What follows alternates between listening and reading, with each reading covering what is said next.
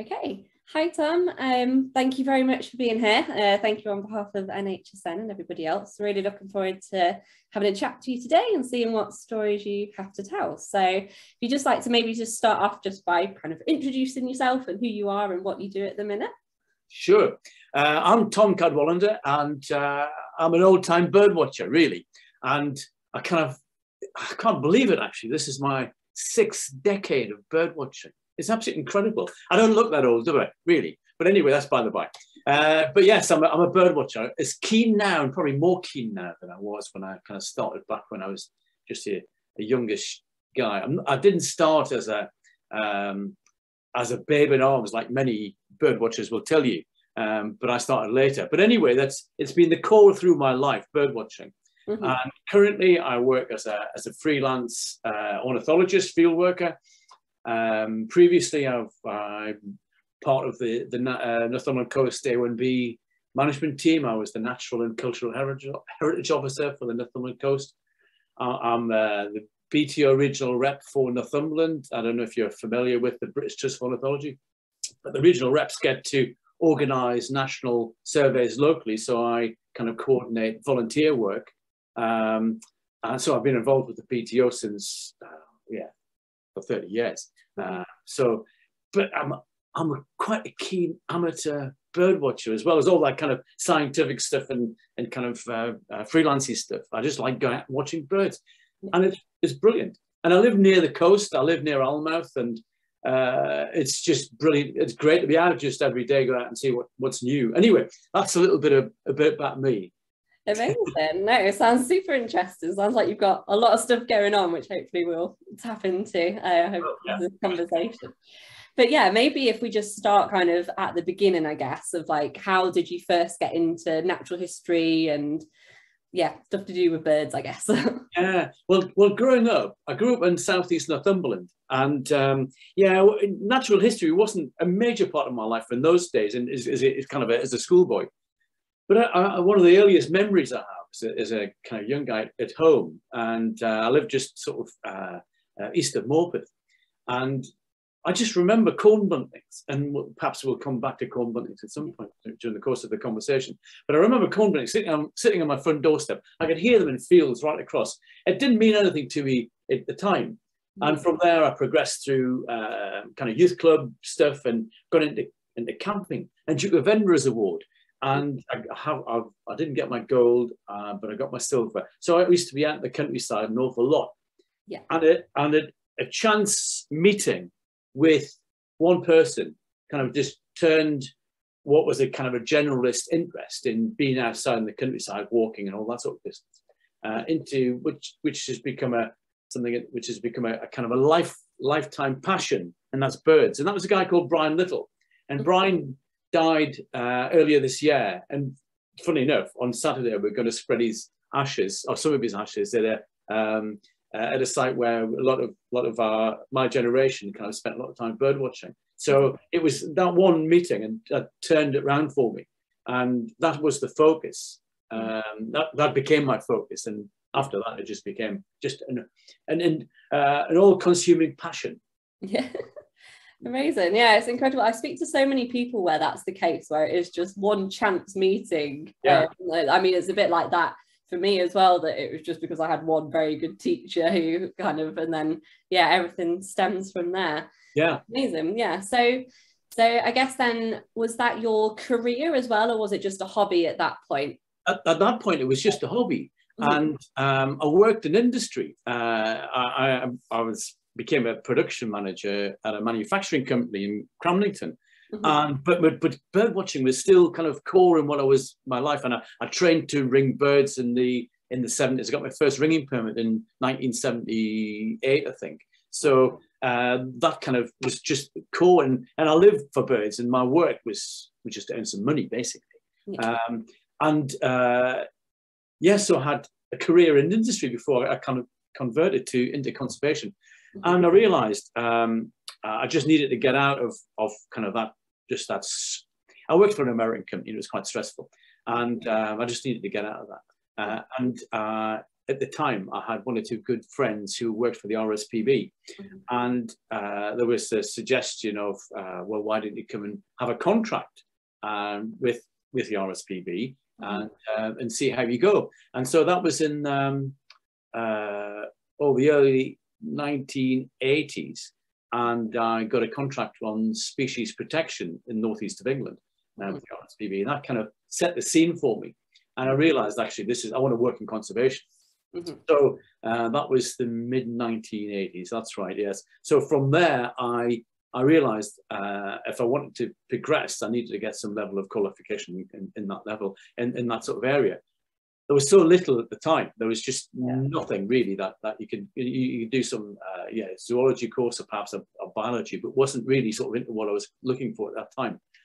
So I found a course, and it was a new course, and it was in the colleges of the Northern Colleges of Agriculture, and it was land use. And so I studied land use for 3 years, and in that time I had 3 great placements. I worked as a teacher naturalist, which was quite useful in later, but also worked for David Bellamy Associates in Durham as a consultant, well, as a trainee, as it were. You know, I was doing various things, and that, funny enough, led me into thinking about what I might do in the future, and ironically turned round to do the work I've done the last 10 to 12 years is consultancy work, which is kind of coming full circle, which is quite interesting in its own way. But yeah, from there, I went and started work for the Northumberland County Council on Druridge Bay as a sites manager. And from there, I progressed on to the whole of Northumberland Coast. Then we converted into the Northumberland Coast Area of Outstanding Natural Beauty team. And so from there, for 2 major careers, or 3 even now, that first section of 20 odd years in industry, and then 20 odd years in managing the Northumberland Coast. And the last sort of 10 years, I've been kind of freelancing in this sort of work. So it's professionally, that's my life. And there's huge numbers of overlapping. Even my industrial work gave me some skills which allowed me to work in conservation. It developed my decision making in working in industry.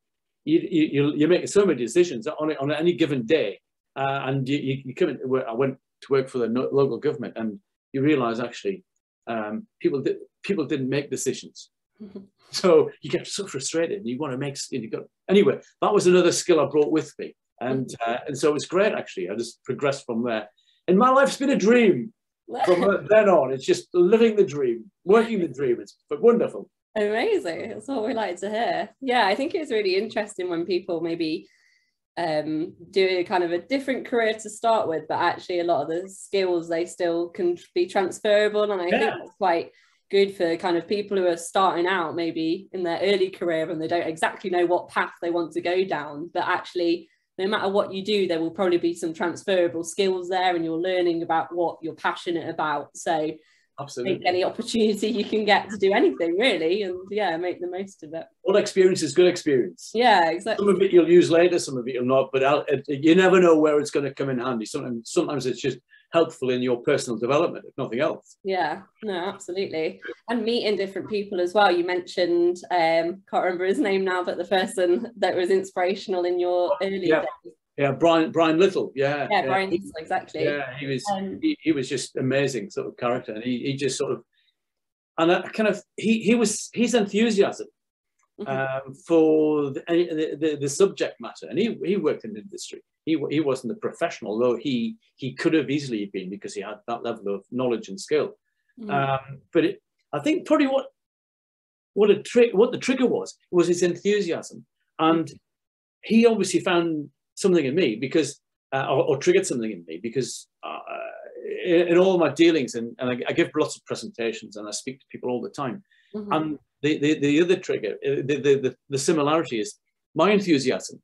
And I think he might have just peeled that back and just allowed me to become an enthusiast, which is wonderful. You know, it's great, because we've all come upon people who are doing some wonderful, interesting things, but you think, well, actually, are you really enjoying it? Yeah. And whereas, you know, look at your face, and I know from personally, I love every day, and that's the way to play it, I think. But it's interesting, isn't it? How you kind of develop your life that way. And it's down to one or two people who can do that for you. Yeah, good. It's good. Amazing. Yeah, so I guess you've already spoken a little bit about, obviously most of your work has been in Northumberland. Are there any particular like places that are really special to you, or any moments in any of those places that you remember specifically? Yeah, well, I'm a great traveller. I love travelling. I'll come back to Northumberland in a second. But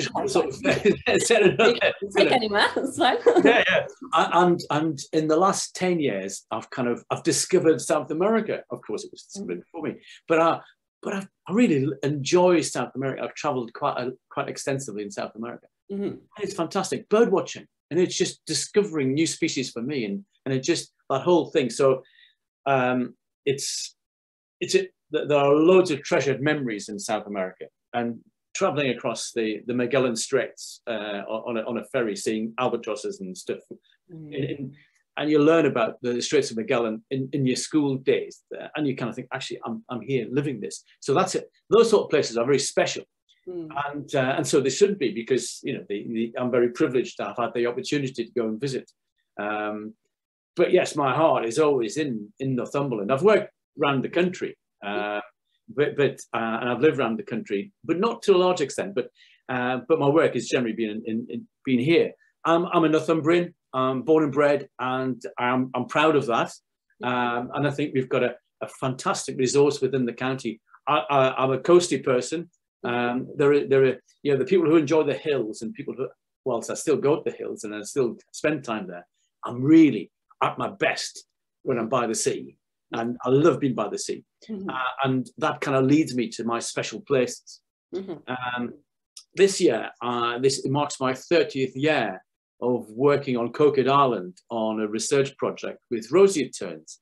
Roseate tern, I'm not sure if you're aware, but are the rarest breeding seabird in the UK.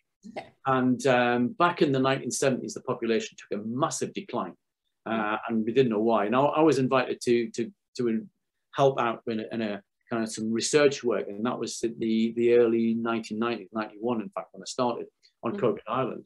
So I started ringing on there, and so 30 years later, I'm still doing it, and it's absolutely incredible that I'm a part of a small team. Whereas in those days, I was kind of almost on my own. There was 2 or 3 of us, and but now it's a small team of us.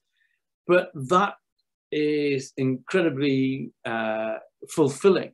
The fact that I get a chance to go there, it's a closed island because visitors are not allowed because of the pressure on seabirds during the breeding season. There's just so many seabirds there, you just can't land. But I get the chance to land. The water's wardening staff there, but I, as an individual, get a chance to go on there. And that in itself is pretty neat. But then I get a chance to sit into the roseate tern colony. And we've got the nest boxes, by the way. The nest we have terraces, and they're in nest boxes. So we go and check the nest boxes and bring the chicks. And I can go and sit in the colony. We try to keep it to a minimum of the time. But in this bird's landing, the rarest breeding seabird we have in the country, will be sitting I'll be in a colony with no more than a couple of meters away from me, perhaps even less. And they're sitting there looking at me. And that gives me such a thrill. And that's special. That is so special. And the fact that I've been doing that for so long, and I can't believe it, but that's kind of really sort of in there, And I go on there, and I say this regularly, I'm never complacent about going there. Every year is a thrill. Every season's a thrill. And the fact that I'm one of the very few people who rings roseate terns, and I've ringed over 2,000. And it's incredible, really, when you think of that number. When the population, when I started, was down to something like 20 pairs. And now this season, we've got 150 pairs. And that's down to the great work of the RSPB folks, Paul Morrison in particular, who's the site manager. And that's down to sort of the guys sort of doing the work on the ground and making a difference. Brilliant. It's great. It's wonderful. So yes, I've seen kind of the population rise, and I'm part of that little sort of group. Yeah, wonderful, isn't it? Wonderful. Yeah, that's amazing. It's so nice hearing little case studies like that. We obviously hear so much bad news, and a lot of it is bad news, but oh, that's right, yeah. Hard work and like, yeah, really good plans in place, like you can have success stories for species recovery as well. It's really nice to hear. And Rosalie Turn is one of those successes, you know. It's okay, we're not talking big numbers with 150 pairs, but compared to 30 years ago, it's significant. Yeah. And it's the largest and the only regularly populated breeding colony in the UK. It's fantastic. It's great. So yes, it's a wonderful place to be, and I'm privileged, and I'm never complacent about that whole thing. Yes, that's another bit of kind of one of my wonderful bits of my life. I love the seaside. I love the seaside in all its colours and all its shapes and all its seasons and all its forms. It's just birds to be seen. And you think about the Northumberland coast has got these brilliant seabird breeding colonies, but it's also designated as a fantastic place, as an internationally recognised place for a couple of 3 species of wading birds, and that's another big passion of mine: wading birds, double sandpipers, turnstones, and sanderling to an extent. But yes, these birds are coming from so far north. You wouldn't believe they're so far north. They come to spend their winter with us here, and you're going to see them. And it's just another sort of facet of that kind of wonderful environment we have, you know. But anyway, I'm going a bit too romantic now, I think. No, I was going to ask as well, because obviously you spent so much time in that area, and we've spoken about one species, but what other kind of changes have you seen in terms of maybe species, but also just the land in general, or the land use? Changes. Yeah, it's interesting. And when during the introduction, I mentioned a species that that was kind of key to me before I even became a bird watcher, if you like, and that was the cornbun. And it was such a common species back in until relatively recently, right through southeast Northumberland and up the coast as well. And they were kind of associated with farming in that kind of lowland farming situation, the arable farming. And they've gone as a breeding species in Northumberland. They're extinct. And you never thought I would ever hear that said about that. And from my home, I can hear a dozen quite easier as I was sitting at my front door. And in subsequent years, they were just as common. But changing farming practices and one or two other factors have meant that they've now ceased to breed in Northumberland. That is significant, and it's sad. That is a real sort of sadness. So that is one big change. But you turn the corner and you think, actually, what kind of other birds have kind of colonized on the back of the climate change, if you like. And one of the early ones was avocet, and we see avocet breeding on coastal lagoons. Creswell Pond, for example. I used to go to Creswell Pond as a young guy, and we never in a million years would we ever think about avocets breeding there. But they breed there, right in that sort of corner. There's 1 or 2 ponds in that area where there are a number of pairs, and we just never thought about it. Little egrets, you know, the kind of they're quite common in the south of the country. But even now, that there's only 3 breeding records in three breeding occurrences in Northumberland that we've got recorded, and we would never even think that they could happen. You know, if I'm from an era where little egret was quite a rare bird, and I can still remember my first instance of seeing a little egret in Northumberland. And even now I see them, and I still get a little bit of a thrill because they're still quite unusual. But on my local patch here on the Allen Estuary at Allenmouth, they're here. They've actually bred here, and they're here. But I see avocets here as well, which is kind of mind blowing when you think back upon it. But yeah, and that's sort of the changes. You know, we're losing, but we're probably losing more than we're gaining. There are more individuals. We're losing more individuals than we're actually gaining, and that's kind of the balance is not right. So that's a change. But in terms of landform and pressures, when I first started working on the Northumberland coast, it was we thought, well, we had visitors coming in. We would try to accommodate visitors. We try to make it work. But actually, since kind of release of lockdown, it's incredible the number of people that we have coming to the Northumberland coast, which is wonderful. but the infrastructure isn't in place. We're not geared for it because we haven't got the history of big numbers of people. And that's making a big change. Mm-hmm. And again, it's related to people, but there's a lot of development pressure. Houses, people want to live by the sea, and who can blame them? Yeah. But that's actually putting a bit of a pressure on our landscape. Mm-hmm. And you think about the individual pressures, the numbers of people. We've seen a great leap in dog ownership, and people want to walk their dogs on the shore, and that's kind of nice to do.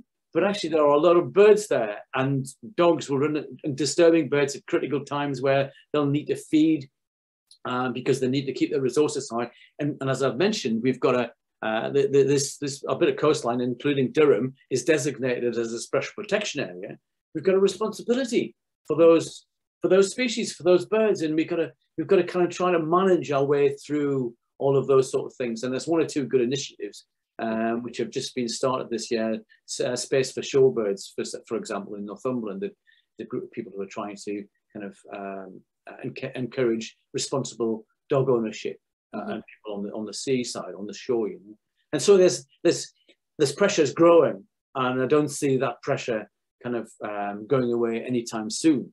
No. And that's the biggest change in my kind of 30 years of kind of managing or working on the Northumberland coast, and being part of that as a kind of a recreational user myself and an observer. And that's probably the biggest change, I think, in terms of pressure. Mm-hmm. So yes, there's a way to go. There's swings and roundabouts, but there's still lots of interesting things to see as a naturalist. Yeah. And funny enough, this year I've got into bumblebees, and I was going on quite nicely, and sort of identifying one or two common things, and with the great help of Charlotte at the Natural History Society. She's wonderful. She takes pity on me, I think, because this poor unfortunate sort of bird watcher who's trying to sort of see these little things. I saw this. I showed her this photograph of this I thought it was a red-tailed bumblebee, and then she drops into the conversation. It's a red-tailed cuckoo bumblebee, and I'm just hoping that a huge other sort of area that I hadn't even thought about. I thought I was just getting to grips with these bumblebees, and there's another sort of great sort of group of them that I hadn't even thought about. But yes, so it's something to keep me going. So there's always something to see, always something to think about. It's great in my kind of recreational sort of wanderings around the place. It's great stuff. Absolutely. Fascinating, all the same. It's all the stuff. So we've talked birds, and you just mentioned bumblebees. Is there kind of any other aspect of natural history that you're interested in, or is it just birds mainly, and then you tap into other things? I know it's a funny old game. And in my previous history, when I worked on the Northumberland coast, I was the Natural and Cultural Heritage Officer. Mm-hmm. And being the Natural Heritage Officer, you have to know about everything basically, and coastal management, dune management, maritime stuff I was involved in. I produced a series of guidebooks in my time for the working on the Northumberland coast, and in there we had I produced a guide to flowers and seashore and all sorts of different things. So I had to become kind of I hesitate to use the word expert, because I would never be an expert, I don't think. But I was knowledgeable about sort of botanical stuff and invertebrates and maritimes and coastal management generally. But the thing is, without all of this other stuff, you've got to keep your hand in. You've got to keep your use it or lose it. And that was, and I think a lot of my botanical knowledge is kind of just slipped out my ear or something, because it's kind of, I don't use it enough. Oh yes, that's and I'm sitting there trying to remember. I should have my brain defrag. That's what I should do. And yes, I'm interested in all aspects, but birds are my core. They've have the core for 6 decades almost, and I'm in the 6th decade. But so that's the big thing. I've got a chance to specialize, and people say in the consultancy world, people say, oh, you should get into all sorts of protected species. No, I'm happy to be interested in birds, and that is, I'll just stick to birds, thank you. And occasionally I'll get digressed onto bumblebees or something else that catches my eye, and I'll try to follow it up. But it's quite good fun. But yeah, the maritime things, the intertidal animal life. I mentioned earlier I worked as a teacher naturalist, and it was great actually, because I never thought of myself as I mentioned, as an expert. I used to take school groups out, and my job was to take groups of kids out onto the seashore. And I would say to teachers, they'll never be experts. They'll not be marine experts when they finish my session. What my challenge is to open their eyes, to enable them to look and to be in awe of what's happening there. And that was the trick. Mm-hmm. And that was the goal I gave myself as a teacher naturalist, just to turn that switch into someone's head. They might not even be interested in the natural world forever, but at least they would have some good feeling about the natural world.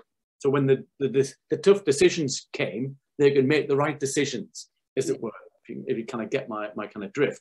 Mm-hmm. But yes, it's just to open people's eyes to what is there, and you can think, wow, this is out there. This is wonderful. So yes, and I still have that. And I still go out there, and I still will go and turn a rock occasionally. I think, oh, look at this, there's a hermit crab in here. All that sort of, easy stuff, but still going on. It's great, it's wonderful. There's loads. So I'm a bird watcher at heart, though. Yeah, amazing. Well, I think we're just about coming up to time. Right. But the question I like to ask at the end is, I guess, given that all you've learned in your kind of over the years in natural history, what advice would you pass on to somebody who is just starting out in natural history or wanting to start out in this career? Oh, wow. Yes, that's a tricky one. And it has been, people have said to me, what I want to do your job. How do I do your job? and I said, well, actually, you need 40 years worth of experience to do what I do. And I don't mean that in a flippant sort of way, in a sort of dismissive sort of way. It's true. And in some senses, it's a question of, going back to the original statement about never lose your sense of awe and still be captivated by the natural world, and follow your instincts, and don't try to go too quickly, and just build your knowledge base, and and obviously there's a frustration because you want to progress, and you want to progress quickly. But you've got to put the building blocks in place. If you want to progress, you've got to have the experience. You've got to put the building blocks in there. You've got to sort of build your portfolio of knowledge, and you can only do that with time. And you've got a shopping basket. You're in a natural history supermarket. You've got your shopping trolley, and you're picking off shelves, and you're picking it as you go around, and you're picking it up, and gather stuff in there. And once you've got all this in your head, you can actually sort of discern really where your heart wants to take you, and never forget that, and just go with your heart. But also, if you've got all that, your shopping trolley full of things, you've got this wonderful portfolio to fall back upon, and that will stand you in very, very, very, very good stead in later life, later career. And that's the thing. Just gather it all. Amazing. I love that analogy of the shopping trolley. I think that's a perfect way to end off. Well, thank you so much. It's been an absolute pleasure chatting to you today, and hopefully our viewers will enjoy listening along too. So thank you very much. And my pleasure. Great to see you, Sammy. And you. Thank you. Bye.